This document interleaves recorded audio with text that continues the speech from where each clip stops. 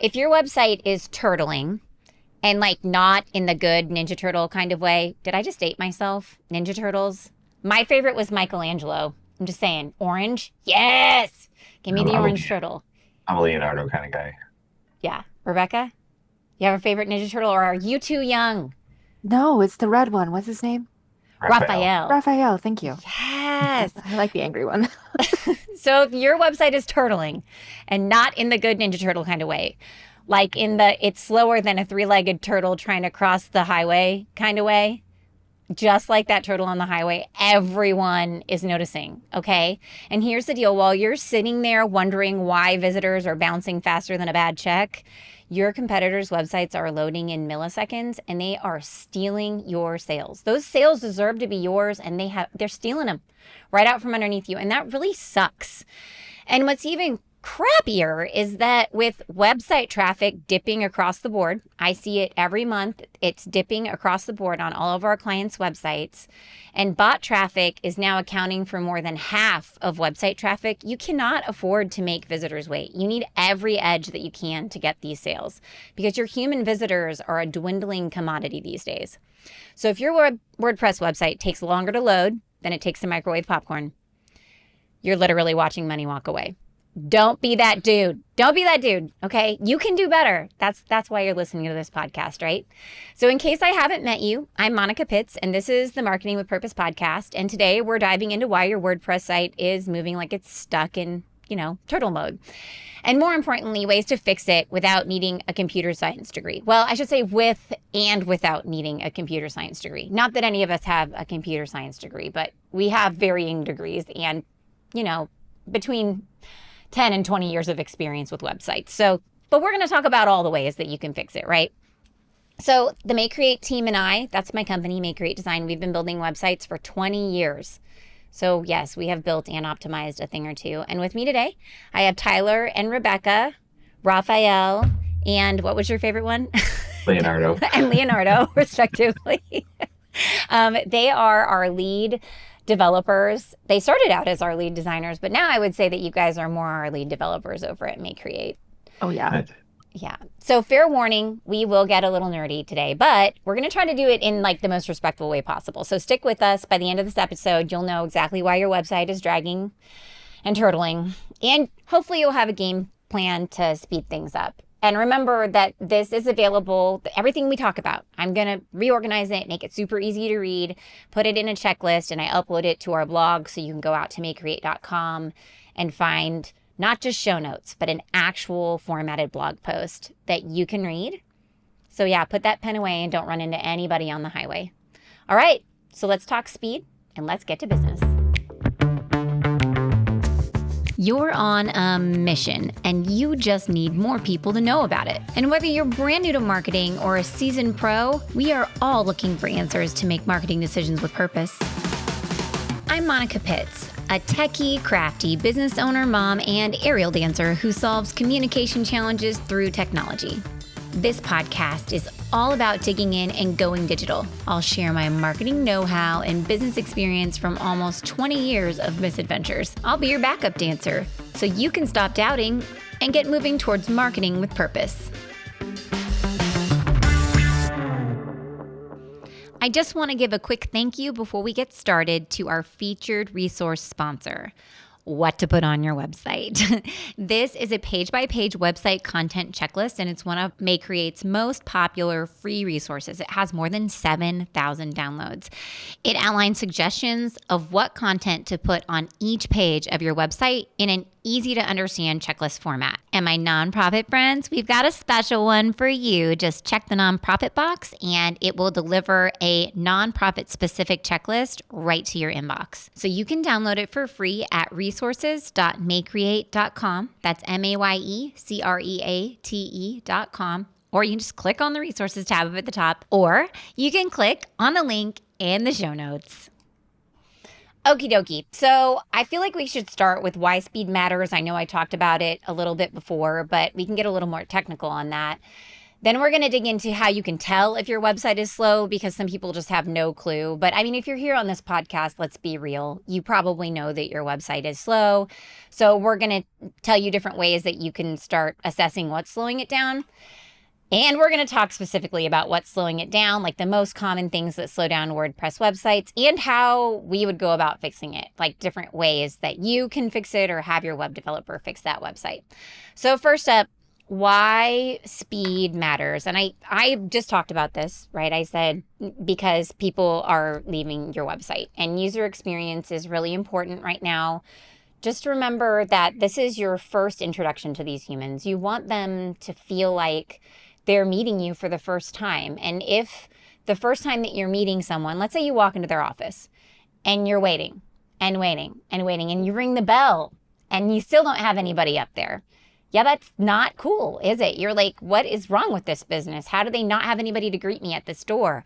And that is what's happening when you're making people wait for the website. The only difference is that it's a lot more complicated to walk out the door and get in your car and go to the next shop. And it's really easy to hit the back button and just go right back to those Google search results and pick the next one.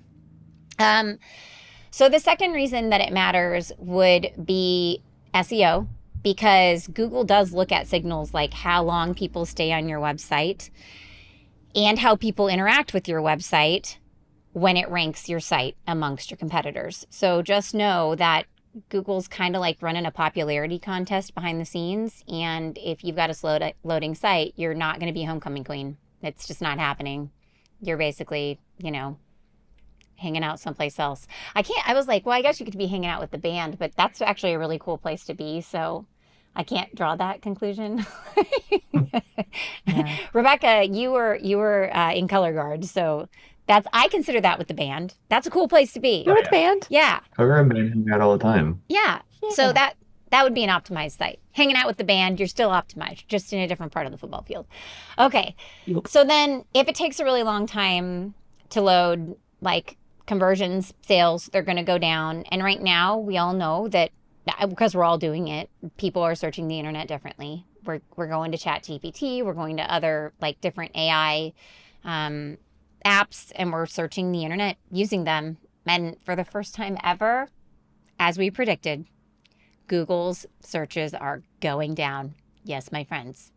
And so now people are reading about you and your services like in this chatbot, not on your website. So it's really important that when they do get to your website, that you can convert that sale. And if it's loading too slow, it won't. And then last but not least, we have our mobile users. And I think that people neglect this.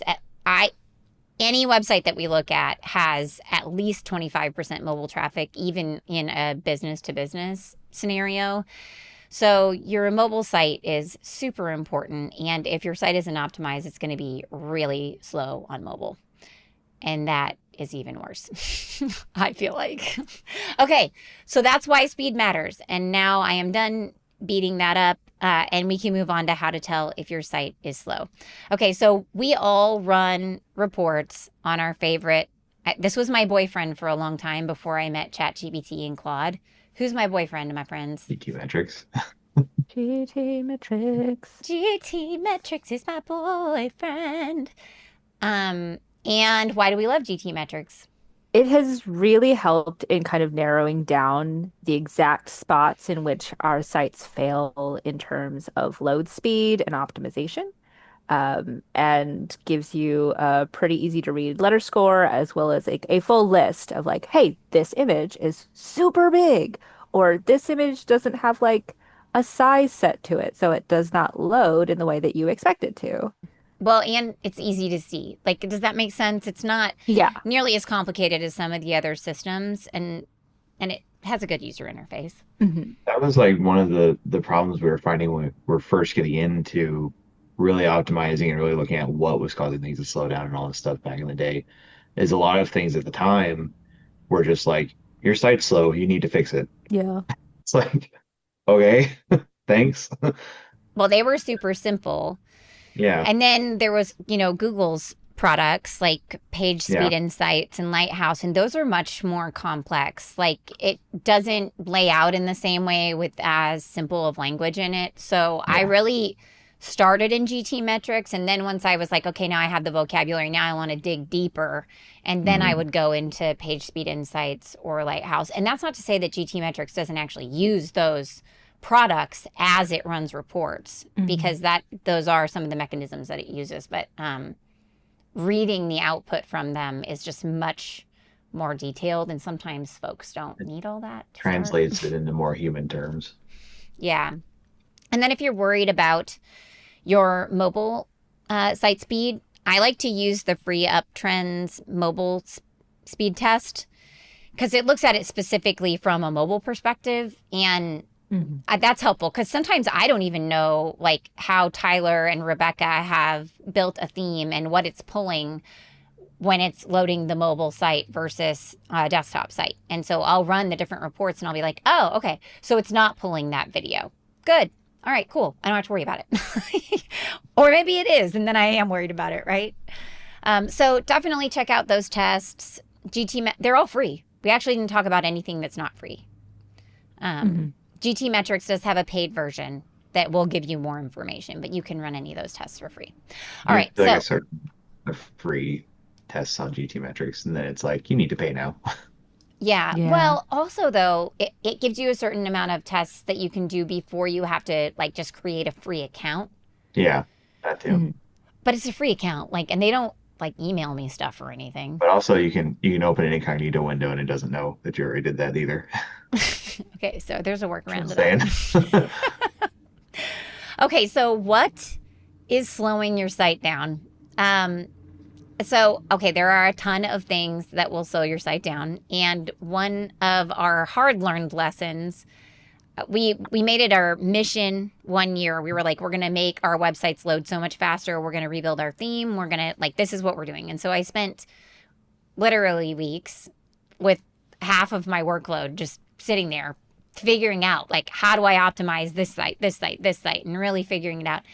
And once I got them totally optimized, everything we could do at our end, they still were sucking. And I couldn't, like, what? And so I started digging in even further. And it was the hosting space that we were reselling. And that was the crappiest thing ever because that meant eventually we had to move all of our websites, hundreds of them, over to a new hosting provider. And in the meantime, I was sending snippets of code to the lead techs, the server admins, being like, hey, can you put this in the server? I don't know where it goes or what it does, but I think it's what we need. That was a really fun experience. Okay, so cheap and shared hosting. It's cheap, sucks for a reason. It's going to slow crap down. And we can talk a little bit more about why that is in a second. I want to stop talking though. So, next, what's another thing that's probably slowing your website down? Too many plugins. Too many Lots plugins. and lots and lots of plugins. I can start on this one. Okay. So it's the problem is when you keep adding on plugins, if each plugin has a style sheet, it has a functions file, it has whatever is telling it to work in the admin section, even if it just has those three things and you get 50 of those, think about it, you've got 150 new files that you're loading. So that's where that comes in. Is it's And just in most instances, the site loads every single one of them because it's not told not to. right. It's just Even if every it doesn't need page. it on that page, like even if there's not a contact form on that page, it's still loading everything that it needs. You can tell really fast when you get into a site that has way too many plugins, even when you get into the admin section, because if the admin section is slow, you're like, oh, something's messed Here we up here. go. Uh-oh. It doesn't help that you're also basically at the mercy of a developer that you probably are not in contact with. And so you are very reliant on hoping that they are up to date on the new code standards and the new security standards and that they respond to any kind of threats. So you really do put yourself in a vulnerable position the more you rely on plugins. I'm not saying plugins are bad, but you do need to kind of cherry pick exactly what you need and weed out the rest. Yeah. And we'll talk about ways that we evaluate and choose whether or not to use a plugin Mhm. in just a few seconds. Okay, Tyler, one thing that I'm always pushing on, which I don't know if you're thankful or not thankful of this, but I'll like be in there and I'll be like, woof, this is too much. Like it's taking too long to load. We got to fix this. We got to change this. And then you have to fix it. Yeah. So I guess on that same note as the plugins is like if your theme is really bloated too, if you're loading a whole bunch of stuff, like one of the big optimizations that we did is minimizing all of our CSS into one spot for the whole theme because that was one less thing to have to load. And once it loads, it's done. But having a really bloated theme or that just does way too much stuff, it just adds more load time. So keeping it as lightweight as possible is definitely what you're shooting for. And that's hard to do if you don't know what you're looking at, but like if you're looking at a pre-made theme, there's usually some sort of review talking about like, oh yeah, this thing is really bulky or this thing's really lightweight. Lightweight's the key word there. Is you're looking for it's efficient, does the thing it's supposed to. Done. Well, and it could just be that you need to run it through um, a speed test. Like Yeah. run the naked theme through a speed test and just assume that it's going to not be as fast once you get all your stuff in it. Yep. Like, it's Yeah. it just, yeah.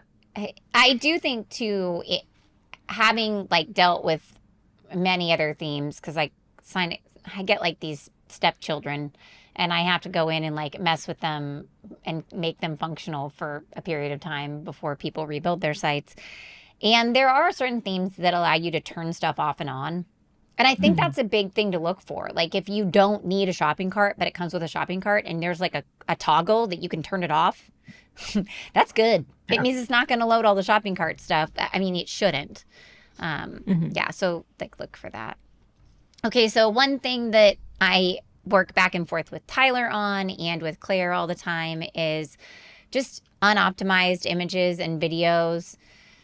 We work really hard to keep those things optimized as we're building sites, and then our clients need to do the same.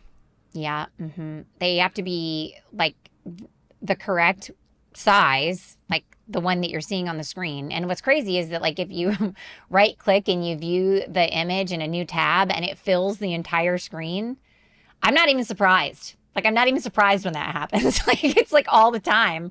But you want it to load in at like the right size because it makes just things go so much faster. And there's a whole tab for that in GT metrics.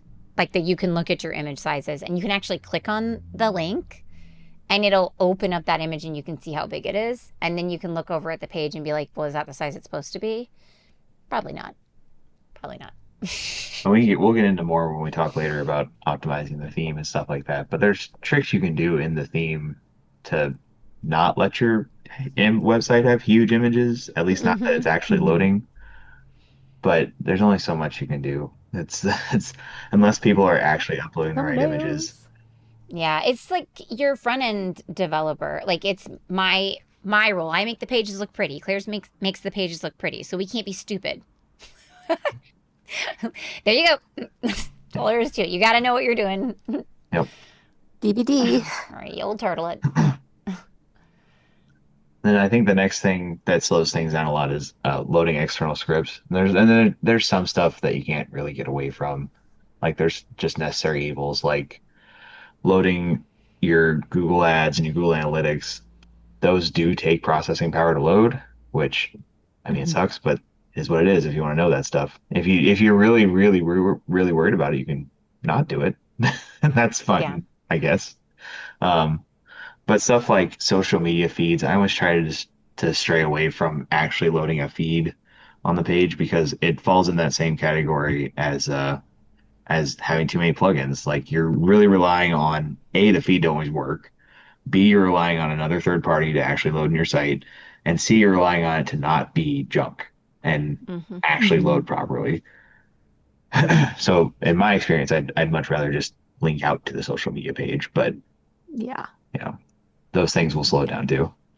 I hate it when I run a report and it's like one of the only things that's slowing the site down are external scripts. And I'm like, yeah, but I can't control that. So Yeah. just stop it. Like it just makes me mad. But I do notice on some sites where people use like lots of YouTube videos, like YouTube will, when you embed the video the normal way, it's going to pull the same stuff for every video. It's the same stuff that it needs to play every video and it has to load every single one of them. So, like when we have a video library or something like that for clients, then we need to work around that and only pull that Mhm. script that it needs once instead of 25 times on a page, or else it's going to take a billion years to load. Or you need to do So, like a post section almost and link out to a single post to avoid that. oh yeah, that's a Mhm. good plan too. Like have a like a cover image kind of thing instead of Yep. actually loading the video in. Yeah. And Tyler and Rebecca do fancy things like make it look like there's a play button on the top of it, but actually it's just a picture with a play button on the top of it, and Just then you like click it, and then it opens the video and plays it so that way it doesn't have to load it all. Smart. Work around, people. Work around. Rebecca, number 6. Woohoo. Uh, yes, number 6, 7, and 8 are actually all pretty interconnected, so I'm probably going to really lean into the three together. But one of the biggest things we're seeing right now, particularly noted for like ADA compliance, even unoptimized databases. So think about the fact that you have all these plugins, and we talked about having too many. Well, say you deleted some. Not all of the items get removed. So you've got these databases, these like spreadsheets in the back end with all of the data that you had before. Just in case you want to turn the plugin back on, or if you've got like code that is relevant to like products or services that you provided, really dependent on the client at this point. But those orphaned little items make your database space bigger. Mm-hmm. And so eventually you're going to get up to like 2, 3 gigs if you're a larger client with a big user base. And that's going to slow you down, scary. especially if you're not using it. You're just letting it sit there and it accumulates dust, quote unquote. It's something that people don't think about often because you think, oh, I've deleted this. It's gone. It's not. Very few things are dead on the internet in terms of like removing things. It still exists. You just can't see it. It's like your Um, socks in the sock and drawer. Like you clean out the like your sock socks in a drawer. sock drawer But if what if the old socks were like invisible? behind the drawer. You've put so many in there, they've just hidden themselves back there. Now you can't close the Yeah. drawer. Oh, that's a good point. Yes. Okay. So there you go. They're not There you invisible. They go. just fell behind the drawer, and that's what it's Oh, like. These are your socks, guys. Take Socks. care of your socks. With that, also not using a CDN or caching. So a CDN is a content delivery network, and it is a type of caching to um, Yeah. It's a type of serve caching. things better. Hmm. Yeah, it's all caching. So how a CDN works basically is that it's taken a cache of your website and put it on different servers around the globe. And so if someone accesses the website, they get served the closest one to them. So it's faster. Hmm. Not having a CDN can really kind of bog you down. So you don't have that same option. So say you are here in the US and someone in the UK is trying to get to your server, but your server's in the Midwest. And so now they have to go all this way through different channels to get their stuff. And it might be a little slower. Um, Even or sound say takes you've time to got travel. even sound takes time to Yeah. travel. Exactly. And if you've got a bunch of images and you don't have those cached, well, then that's loaded every time they open a new page Hmm. instead of, just having this cache of that data.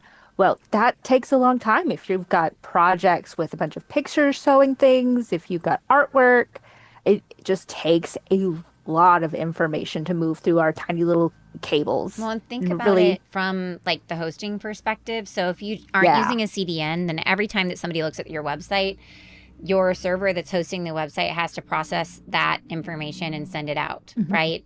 But if it's on a CDN, then it's not getting hit all the time. It's kind of like in this little protected universe, and it gets checked by the CDN, and then the CDN distributes it, and so your server load is far smaller. Mhm. So that's another reason that it speeds it up. Um, It's also safer for your security to have a CDN, so I just usually recommend it. it's a thing. the like amount of love I have for CDN and caches and the amount of hate Venn diagram is a circle It's a circle. because I love it for all those reasons. And then as a developer, I hate it if I have to change anything.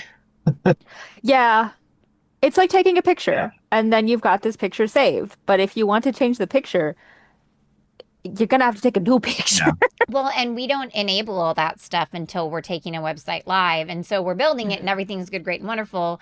And then I go in to make an update after it's taken live, or the client goes in to make an update and we're like, I can't see It's it. I like, well, can't I'll see see you it. tomorrow. It might be Yeah. there. And you guys do the same thing with like a code update, and we're all like, "Blah!" and we're mad about it because it takes forever. It really does take a long time. Yeah. But Like if I make this hey, update at 9 o'clock this morning, I might see it at 5 and we can check that it worked. Our website has a pretty strong CDN, which keeps us very safe and also makes sure that our website is served to as many people as we can safely and productively. But yeah, no, changing the color for our ADA updates was fun. I'm you're saying like, I made one change, and it's 3 hours later, I'll go see if it happened. the Yep. circle. That's what I'm telling you. Did I do the right thing? We don't know. We like immediate gratification over here, people. We do. Immediate gratification. Uh, One thing that we really push our clients to do, Tyler. it's PHP updates. And it's a really hard one to quantify to people who don't understand how the internet works, which is fine. You don't need to understand it completely, but it's hard to say like the the language that it's using, not the language we wrote, but the language it's reading needs to be updated, the library for that. Yeah. But Well, but how would your phone work? Like if you never update your iOS for Apple even users. then, I think that that's like another layer out because iOS is kind of more or less like your Windows operating system Hmm. that's reading the website, you know? Like Hmm. PHP So it's is, more like buying a new phone I mean, PHP is like ish. the library of the language that your site is reading, which sounds a lot bigger than it is. But point is, outdated PHP is less optimized. That's why they updated it. And it's also less secure, also why they updated it. So the less optimized versions of PHP can slow down your website because it's loading a less good version. That's all there is to it. It also means that if you're not updating your PHP, you're going to experience a lot of issues with your plugins, which again will bog down your website. And so making sure that you are up to date and that your plugins are up to date really will help you in the long run, like we said, not just with your turtling, but with your security as well. And at a certain point too, with if the PHP is outdated enough, plugin authors, this again, it all ties together. It goes back to us talking about how you're relying on someone else's code and some other developer. Plugin authors are optimizing their code if they're doing it right for the newest PHP. They're testing it and moving up and up and up. And if you stay down here at 7.3 and they no longer are supporting 7.3, you're not going to be able to update your plugin. And then you have another problem. Then you have a security hole and you have unoptimized plugins. And yeah, And eventually it just might completely break.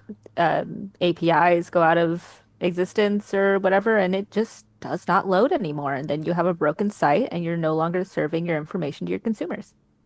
And then you call someone like us, and and we go, I wow, you have actually 60 plugins on your website. I just had like a call with somebody the other day. He isn't even our client, and he's like, "Can you tell me like why I can't do this?" And I was like, "Yeah, well, it's because your stuff is really old. Like it's all really old." And he's like, and I'm like, "I'm sorry. Like it." I wish I had a better answer for you, but I think my best answer for you right now is to create a Google form and link to it. Because that's how much capability you have on your website as it sits right now. It's like it was built in the 1800s or something like that. And I know that It's can be like, really frustrating for clients. If you have a website, like you kind of want to just have it work and be good. But it's like a yeah. car. You do have to Hmm. service it. And eventually one day you do have to get a newer, nicer car because the old one is a beater and it's not going to get you from point A to point B. Or your kid turned 16. God, don't even get me Crashed it. started on it. I don't want my children to start driving. I'm already lamenting having to like give up my 10-year-old car. Just let them Like, be me. I God. don't drive and I'm 30. I don't think that's gonna fly No, for it's not. my children. I work from home. It's fine. All my things are delivered. I know. Okay, so then we've talked, like, we've kind of brushed up against how you fix these things, but we would like to just kind of work our way through. So let me just really quickly recap the things that could possibly be broken. So here's the deal. You're going to run a report. You're going to go to GT Metrics or to Uptrends, go to Page Speed Insights. It's going to give you a report of your site. It's going to give you a nice letter grade or a number grade. That's great. Then you're going to go into the details, and it's going to say things like, well, it doesn't actually say your hosting is too slow. It has a much more technical term for it. But it could be that you have a slow hosting service, too many plugins, heavy themes, unoptimized images or videos. You're like pulling external scripts that are really big and take a long time to load. You could have an unoptimized database. You could not be using a CDN, no caching, PHP version outdated. Some of those things come right back in the report, and they're there, and they're like, hey, you need to utilize caching. So those are easy to spot, and others are a little, I don't know. I bet ChatGPT could figure it out for you, though. Put them into ChatGPT if you have no idea what I'm talking about. And it'll let you know which one of these things it is, but it's one of these 9 items. Okay, so then how do we fix it? Rebecca, start us off with caching. If it says you need to cache, what do you need to do? So if you're just doing some basic caching, there are a lot of excellent free options that we've utilized. We currently primarily use WP Rocket, and we are also looking into W3 Total Cache, which was recommended by our server techs. And then we also use Hummingbird in some cases, which is another family set that we have actually paid for. But all you have to do for the most part is add this plugin. I know we say not a lot of plugins, but this one is going to be necessary. This one's good. This one's fine. And you'll go through, and it will take some reading. You will need to read a few of the settings, and you'll have to play around a bit to find what works best for you, depending on your theme and what you're using on the website. But you'll need to turn on things like minimize your CSS, minimize your JavaScript, make sure that you've got lazy load happening if you've got a lot of images, and making sure that, WP Rocket has the ability to remove orphan databases, or if you've got a lot of revisions over time and that database is still there, you can remove this extra sort of cloying data that is bogging down your website on the back end. One size does not fit all. Everyone should really kind of consider what things you're turning on, and you might break your site a little. Not Yeah. too bad. Open it in incognito, though. Cannot tell you how many times our developers ourselves have gone in, set everything up as we have a previous client. Glorious. We look at it, we're just like, yes, good. It looks good. It loads good. We're great. It's because you're logged in. It's fine. Also check on mobile because sometimes it'll break your JavaScript and mobile is suddenly broken. But yeah, no, it's something you really need to pay attention to while you're setting it up. It's not totally fun, but again, it's very important if you don't want to turtle. I wanna emphasize that part. Look at your website as you're turning stuff Look on, at and your website. don't turn everything on at once, please. That's it. It even says in WP Rocket, there's a big warning when you turn on some settings. It's like, hey, this might break stuff. Just so you know, make sure and look at it. Mhm. There are also, being a person who did this on a number of websites without your guys' level of knowledge, there's videos at the bottom of many pages that will tell you what is happening and how to do it. Watch the videos. Do it. It's really nice. Watch the videos. I had to watch the videos. I'm not afraid to say it. You will feel way more in control if you just watch a stupid video at the bottom of the page. Or you could pay us to do it. We'd always be fine doing that too. Watch a YouTube video. Like, don't do it blindly. Yeah. It's so fun to break things. It So an easier thing, I think, than the caching plugin is compressing your images. A lot of the times what I do for a quick win is I go out to GT Metrics, figure out which ones are way too big, and I just manually compress them. And I re-upload them and I replace them completely. Because as a I don't consider myself a coding human being anymore because I don't do it. That's easy. And you just make it the right size and the right compression and you upload it and boom, things load faster. But you can also use different websites to optimize things individually. And you can also install a plugin like Smush to do it for you. But then too, one thing that Tyler has been working on for me is when we upload, for example, a background image, having the theme automatically resize it and make it right for a background so that I don't have to individually format every single background image that we upload to the site. And if it's a post, like let's see, it's a blog post and you're going to have a featured image in your blog post. Well, the theme automatically, when you upload that image, it resizes it and creates an image that is right for that blog post featured image. And then it's always pulling the optimized image. And so I don't have to worry about it, which really speeds up my development time. So with the image compression, obviously you can do it by hand. You can do it with a plugin, and you can also build it into your theme. So And I guess that's like small, medium, and large, right? that's kind of like One, what we kind of touched on it with the unoptimized images and videos too. Is like in our theme, like Monica was just saying, we have it to where it makes thumbnails, but if you upload a 4K resolution image, that thumbnail is still going to be at the 4K resolution, just tiny. So like, which sounds like an oxymoron, but it's going to be super dense and tiny, mhm. which is better, Still heavy. but it's still like not great. Like it's still going to be a big image file for its size. So Yes. Mm-hmm. it starts at that individual step of uploading you don't need a 300 DPI image, you need a 72 DPI image. And then it can crop down to a smaller size, and then it's even better. Like you're just continually building those good habits. If you're computer savvy, you might have a program on your computer, such as like the Adobe Suite line of programs. You can do it yourself there by putting it through Photoshop and making it a smaller image size. For some of us, we can even do it through like just the media Windows me Windows Media what's Player or Media no Viewer. the photo one. Yeah. I mean, Um, Claire and I do it a lot in Canva, and Canva does not compress things the way I really want it no. to, but a lot of the images are like a really similar size, and so I Yeah. can set up like a 400 by 600 image and just plunk in a bunch of images I'm going to use in a page and then Yeah, export them like optimized and compressed. And It's too bad XD is going away because it is actually really good it at is. when you export at least JPEGs, you can tell it to be like 85% quality. Mhm. And that you can't visually see that much of a difference. I suppose you could if you like are really savvy and zoomed in, but like for your general use, you can't see that much of a difference, and it compresses it like crazy.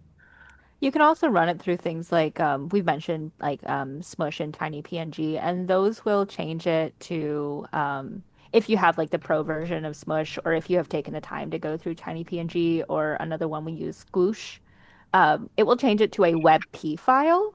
way And while smaller. it is the same density, so same pixel, looks excellent, it will cut it by like 2/3, I think, the size of the file, and it serves Way smaller. excellent. It's actually recommended by GT Metrics to have these next gen formats, which is like WebP and another one that starts with an A, to have these because Google prefers them at this point. Mhm. This is a fun intern activity. It is. These are things that I delegate to our intern because I'm like, I have a photo gallery. I'm having, especially like when you have like a services page and you've got like more than one photo gallery on it. I mean, you have to be really cognizant of what you're doing here and make sure that all your settings are exactly right in these photo galleries, or else you're loading enormous images. And so I'm always like, okay, Ellie, here's all the pictures.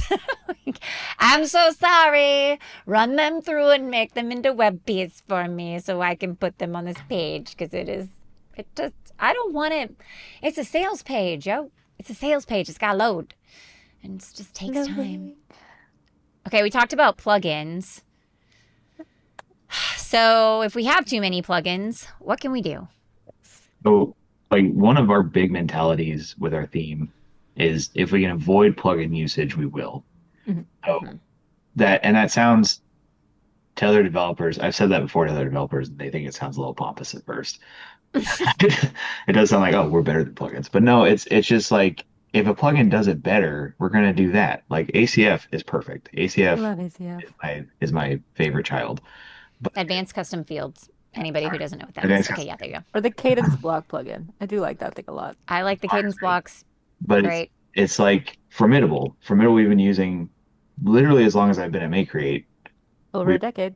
we've been using it so long that our license is grandfathered in, and we'd have unlimited field or sites, which you can't get anymore. So, Mhm. um, Well, that's our form building plugin in case yeah. anybody needs to know that. So like if a plugin does it better than you're gonna do it, then that's one thing, that's fine. Mhm. If it's a really advanced thing that you don't know how to do, then that's fine too. But you don't need a If it's a plugin shopping cart, oh my shopping gosh, carts. Yeah. don't build that on your own. Learning management systems, LMSs. Sure. But you don't need a plugin that does one thing. If you have a plugin that says, God, what have I ran into? I ran into so many that it's like this plugin. Oh, here's a recent one. It's a plugin that was basically a maintenance mode plugin, but it was called Force Login. It had no settings, and all it did was made your entire site user only. And it just sits there. If it's active, it's active, and if it's not, it's not. It's like you don't need that. It's it's we like to weigh the plugins with, all right, is this a single line in formidable codex that we can just put in the functions file and it just does it? You don't need a plugin for that. Is it an entire learning LMS or shopping cart? Probably need a plugin for that.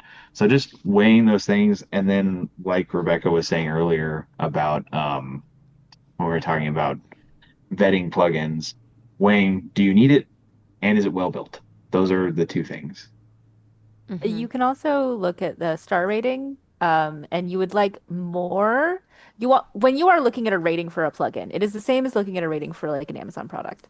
You are more likely to get a better product if you have like a 4 star with like 4,000 reviews than a 5 star with 2 reviews.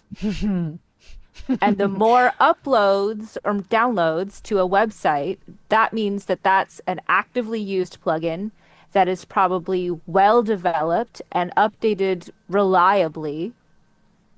So, I mean, Hmm. that you take your chances, but you can take your chances closer to shooting the arrow at the bullseye. You, you can take Yeah. educated chances. Educated Yeah. chances, Well, you can look at how frequently it's updated. And when I say how frequently, really I mean I like should say. it tells you when the last update was. And if it was a year ago, but you know that WordPress has changed, like it can changes considerably over the course of a year. So that's when I would look at it and be like, well, how complicated is this thing? Is it like super not complicated? And maybe it doesn't use any of the updates that maybe it doesn't interact with any of the updates that WordPress has made in the last year. But a lot of the times I want to see something that's updated like at least every few months, like touched at least, When you like. are downloading a plugin specifically from the admin section of your WordPress website, it is really neat that you can actually see the last time that it was updated, whether or not it has been tested with your version of WordPress, Mm-hmm. what the star rating is, how many people have it downloaded, and it will also show you what PHP version the minimum amount may be. And if you're experimenting and you just installed something to see if you like it or not, that's cool. Then delete it when you decide you don't like it. Yes. Like, that's a pretty easy one to roll. Um, okay, so speaking of the not using as many plugins because we really do build a lot of those features into our theme. Like a quick win would be to optimize your theme. But I mean, like, is that really quick? I Because say I this is think this like an actually investment, right? I feel like, I don't know. I think it's in the wrong category. I think this actually falls more into intermediate fixes. Yeah. Or advanced. That's Well, a That's lot of work. advanced. intermediate fixes. Yeah. But yeah, So, yeah. we can come back to that one when we talk about the other ones. I would say that like, I don't know if I would call this a quick win, but this is like a beginner level move. So if you're using a page builder like Beaver Builder or Elementor or Divi, it slows down your load time on your site. It just does. It's loading extra stuff in.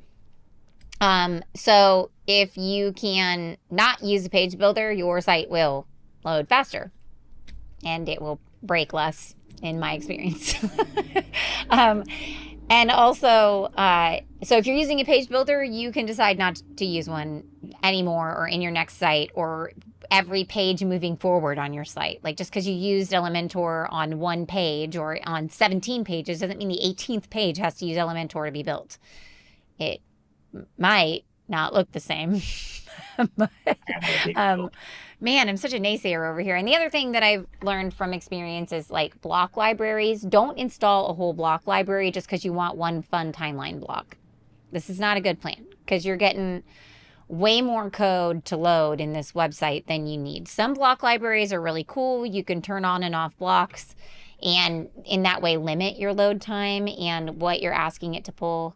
Um, but I mean, you don't just pick one that you really like that has most of the stuff. And then if you need a cool timeline block, just install a timeline block plugin that only loads on the page that has the timeline block. That'd be my, yeah. Yeah, Consolidate. Clean the closet. Here we go. we kind of are Oh, like, it feels like we're a little back and forth on plugins because we're like, just install a plugin to do it.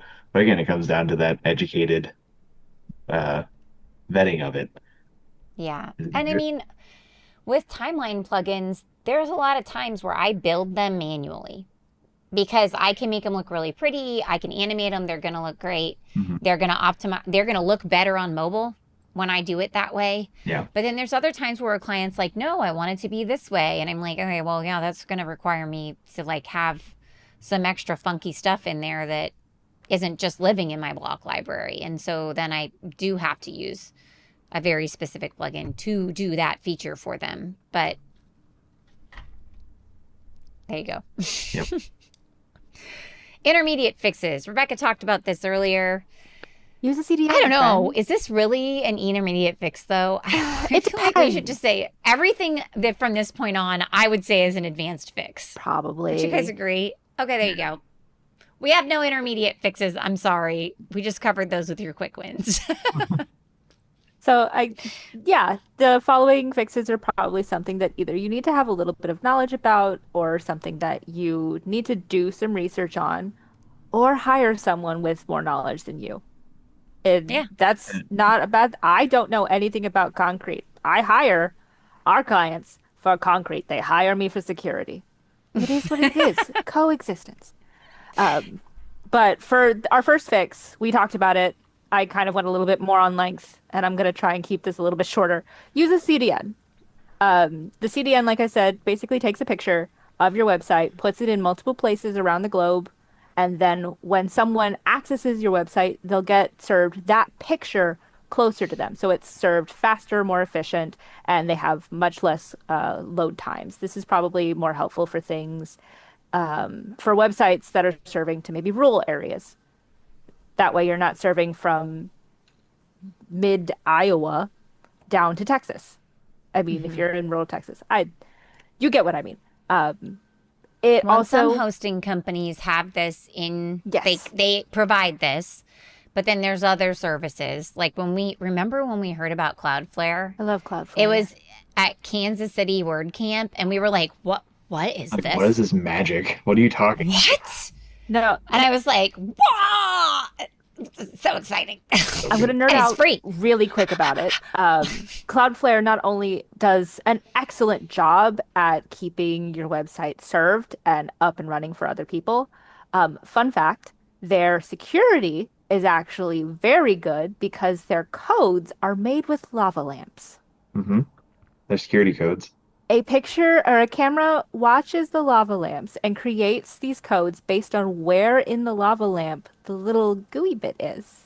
And so it's completely randomized. What?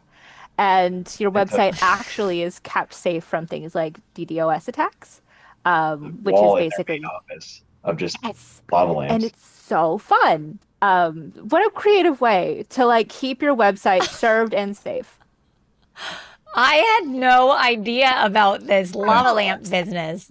I feel like I should go buy a lava lamp just to celebrate their use of lava lamps. Lava lamp Yes. security. Ah, yes. Yeah, a lava lamp. We're a lava lamp based security company. I Ah. mean that if that's not a conversation starter, I don't know what is. Right? Right? Yeah. So then the next fix that's a little more involved would be like we were talking about with plugins, getting rid of those plugins you don't actually need. Um, this is a little more involved because the odds, if you're especially if you're coming into a website that you don't know anything about for how it's built, the odds of you breaking something are pretty high. Um, because you just turn something off and suddenly the whole site white screens. That's not great. It's fun. Um, but which is a little scary. But at the same time, if you start with the easy ones and you just move on to the more like, I don't know what that one does, that might be important. It's kind of like taking out walls. You don't want to take out the load bearing ones, you know? It's like, Yeah, that's a great way to put it. Something you might consider when you're doing these optimizations, particularly with things like removing orphan databases, um, take a backup of your website. Whether yeah, you are going to Yeah. talk to your server to go get that done, or if you use a plugin to take a backup, have a backup of your website. Because if you mess up in a way that, makes you panic, you want to have that backup. You just roll it back, baby. Roll it Yeah, back. the good news is Yeah. eventually you do stop panicking about white screen sites. you They just, do. eh. Threw up the first time I did it. Oh, God, Rebecca. It was a very No. big site, Monica. Oh, you needed a Ninja Turtle in your I office. did. Yes. I had a Mm. Voltron. It was And a fine. lava lamp. You need a lava lamp in And there. a lava lamp. That's it. Everybody's getting one for Christmas. And Tyler's talking about getting rid of plugins as a way to like optimize your database because your website could be loading slow because your database is bogged down. One thing that we do often is we just assess a website before we rebuild it. And we're like, should we retheme it, put the theme in the current hosting space, use the current database, roll that way? Or should we literally just establish a new hosting space, establish a new database, reinstall the plugins, and import anything that we need after we clean it all up? It's like, it's the ultimate spring cleaning. It's like, we're going deep here. We got into the attic. We took out grandma's old, like, pram. It's a thing. We're doing it. And Do sometimes we, sometimes it's do not an we? option. Like sometimes we do need to start from the database just for sheer amount of stuff that they do use that's there. But my personal opinion, I like starting from a clean database because then you don't run into that. Yeah. Mm-hmm. Export and import the things you need. Yeah. But then What's the next thing? so that also runs into the minifying CSS and JavaScript.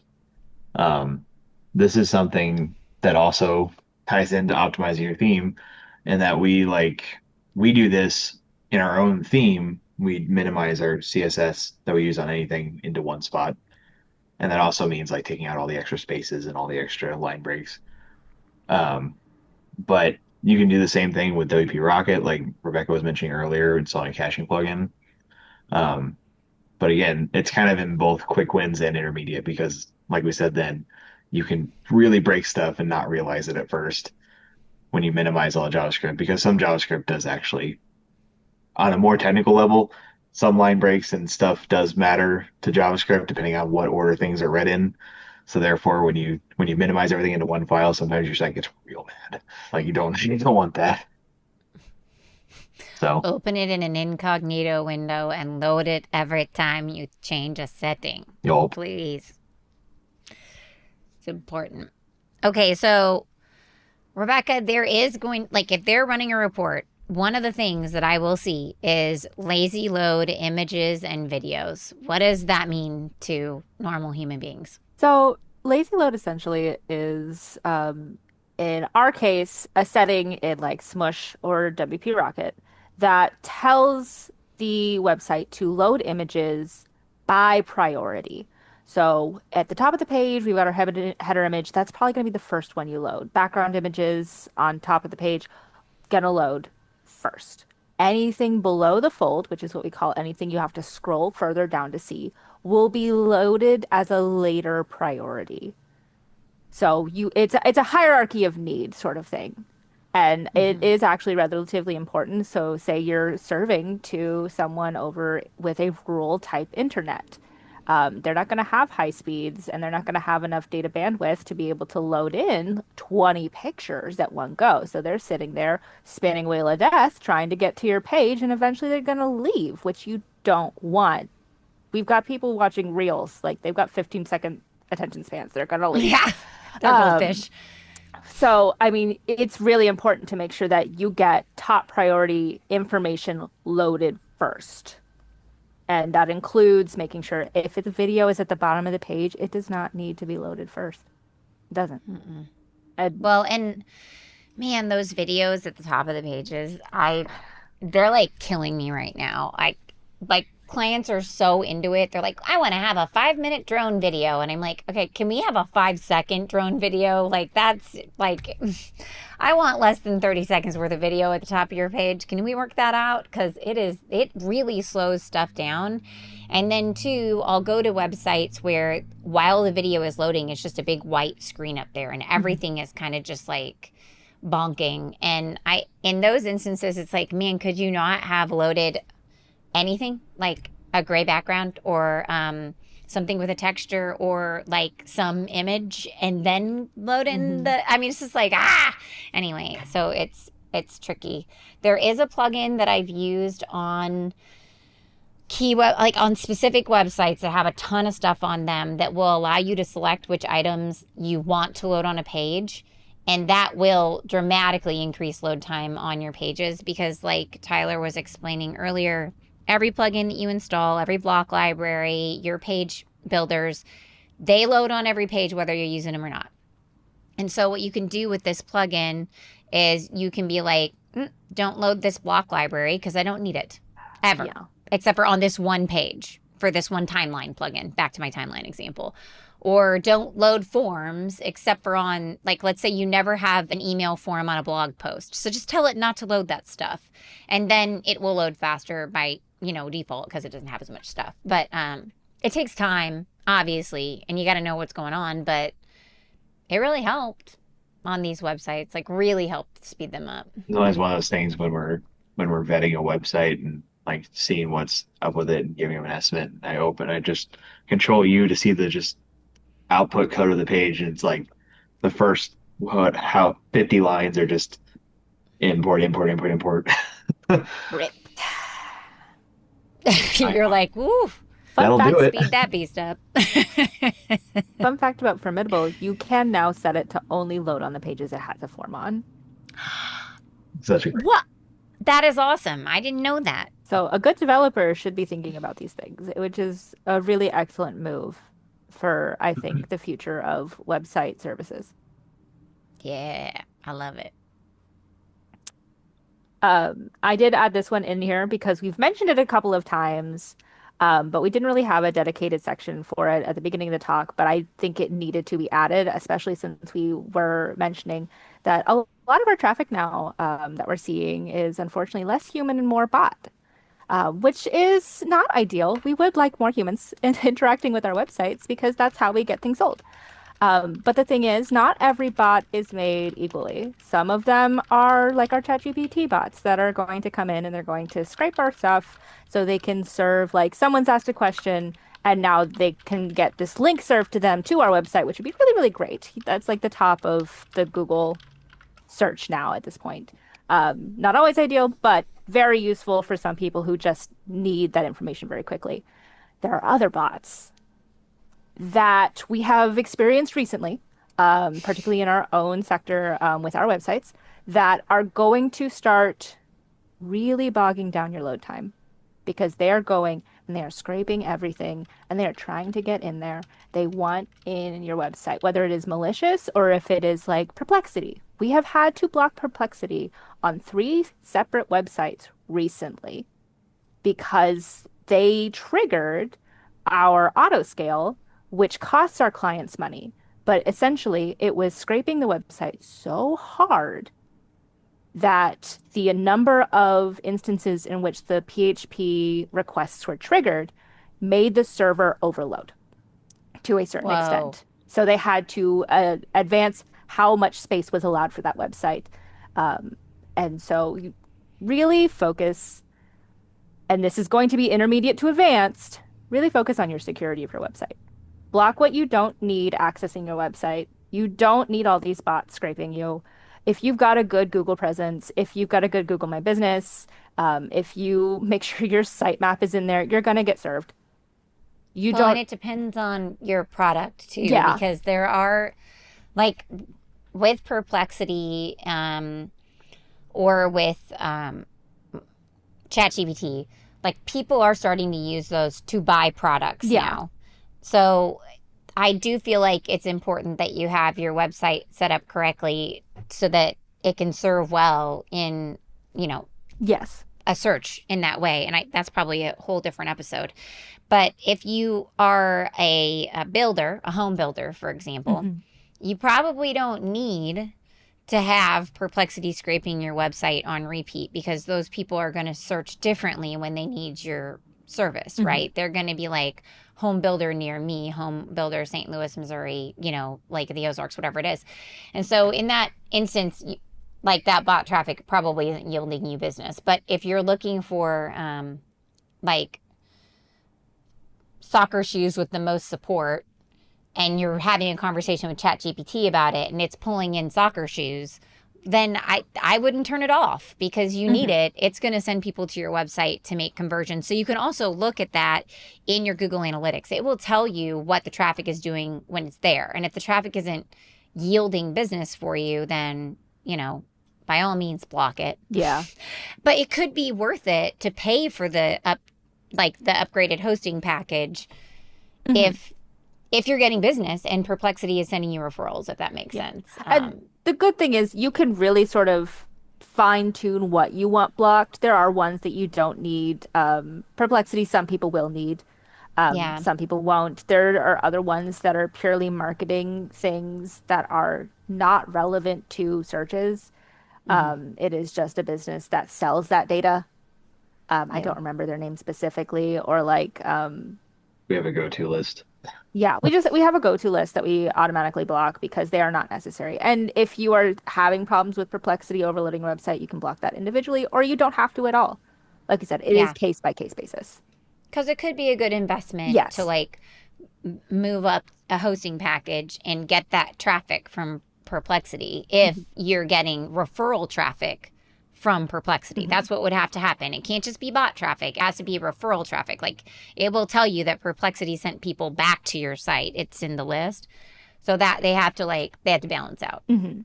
There's a If that lot makes of data sense. you really need to take into account with these sort of changes. But Yeah. security is still like first and foremost. Like make sure you're good. We are really geeks. It's okay Arg. though. We're really geeks. Okay, so I mentioned this before, but and we actually just said it. Yeah, So we your did. hosting plan, the cheapest plan is the cheapest plan for a reason. Your site is not going to load quickly when it's sharing a bunch of resources with other websites. If one of those websites is under a bot attack, like Rebecca was just describing, it's pulling the resources from the server and then your website loads slower. Yep. Yeah. And then when your website goes down, they don't tell you. And they do not tell you when it's going to go back up. And you can just sit and wait. And eventually it will go back up. And then you can be happy about it. And that is how that service works. Ask me how I know. So it's not awesome. Yes. If you are seeing like your website going down periodically, let's say 5 to 10 minutes at a time, maybe 30 minutes, like we have our websites actually hooked up to an uptime monitor. So we see when things go down. We had one site consistently going down about once a week for about an hour, which was very odd. 15 Yeah, minutes not normal. happens occasionally just because servers get updated. But an hour was really weird. We actually found out that a server was being shared, which it's a cloud server. That is going to happen on some hosting platforms. Our hosting platform had a separate client, not related to us, having a website that was in development and not being used, constantly being attacked. Ah, Constantly being attacked. And it would take down our client's website. And it took us a while to figure that out. So if you are seeing drops in service, maybe consider moving to a different hosting plan or asking your developer if you can move to a different server, and that might resolve it. so other things that you can do, you can enable object caching, which is complicated, and Rebecca would need to do that for you. Yeah. You can optimize your theme, which is also complicated. And we talked about it a little bit earlier, and we talked about it kind of sprinkled in throughout. Tyler, do you have anything else that you'd like to add on like theme optimization? I It's think kind of tricky because they can't do it themselves. it's definitely a case by case thing. I think I just making sure that you're like looking out for, oh, the theme loads 4 dependencies or 4 or 5 dependencies every single page and their entire libraries. Like, like again, some of that's unavoidable. Like we load a couple here and there, but just making sure that your theme is as lightweight and as flexible and streamlined as possible. That's Hmm. always our goal. And unfortunately, code changes over time. And so what was lightweight 5 years ago is now not light anymore. Like it's just not. And it changes all the time. We also talked about upgrading your PHP to the latest version. And Tyler mentioned that earlier. So I know that there's some hosting companies that are behind. Man, you should get on them. Or, hey, wait, switch hosting companies. There you go. There's another There you go. answer. Sometimes it's um, necessary but painful. and then another complicated answer is you could consider static site generation or headless WordPress, which is like, if you don't know what those words are, find a developer who does. And because that might be the answer, and it all depends. And like we were talking about with the plugins, your hosting package has to match what your site's going to do. So if you're going to run an LMS, if you're going to run a website that has a shopping cart in it, you need a hosting plan that's equipped to handle that, and the server that's set up to be able to handle that. It's there. It's not one size fits all. Like, and along the same lines as PHP and the themes and everything. It's not one size fits all, friends. Yep. Okay, so yeah, there you have it. Your very windy roadmap from turtle speed to lightning fast. Yeah, that was pretty windy. Hey, guess what though? There's a blog post and I'm gonna like dissect all this stuff and like put it in a really streamlined answer for you. But if you're an audio learner, I hope you enjoyed our banter today. And we get it. Like this stuff can feel really overwhelming. When we run up against a new thing and we can't figure out what it is, like Rebecca said, a site going down like over and over again, it just doesn't make sense. We're just as baffled as you are. And it's like a daily thing. And we've been doing this, like I've been doing it for over 20 years. Tyler and Rebecca have been doing it for 10. I mean, it's not like we're new. It's just this like always a new thing, Hmm. right?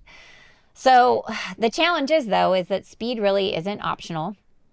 And your visitors expect it. Google literally demands it, and your bottom line depends on it. So start with some of those quick wins that we talked about, the caching plugin, the image compression, your plugin cleanup. And if you can knock those out one day, and double check your site every single time to make sure that you didn't break something, Take backups. then you can like work through those intermediate fixes or task them to a developer. And if you get like if you get halfway through that list and you're like, I cannot do this, then you should delegate the whole mess to somebody who likes to do it. Someone like Rebecca or Tyler. Okay, so next up, in our next episode, we're going to tackle something that might make your eyes glaze over even faster than website speed advice, which is how to make an ADA compliant PDF and why. Because apparently making these documents accessible is rocket science, right? Actually, no, it is totally not. It is not rocket science, my friends. It is just a few clicks. It's just people don't know what to click. That's it. I'm like amazed at how easy it is. And with the ADA compliance mandates coming down from the Department of Justice with a deadline of April 2024 and April 2025, depending upon who you serve. And we did a whole podcast about that, my friends. So just hop back a few episodes. We explain all of the mandates that came down from the Department of Justice. But ultimately, what it says is ADA compliant PDFs on your site isn't just a nice to have thing anymore. It's a must have thing that you have to be compliant. And so I'm going to explain just how to do it for our clients so they can keep these websites that Rebecca is making completely ADA compliant, still ADA compliant in 1 year. Because there's nothing sadder than when they blow it up. So stay tuned for that joyride. And until then, go back, run a report on your website, and, make it run fast enough to impress your new millennial audience with like zero patience and the attention span of a goldfish who may or may not know even what their favorite Ninja Turtle is. So thank you so much for hanging out with us. And until next time, go forth and market with purpose.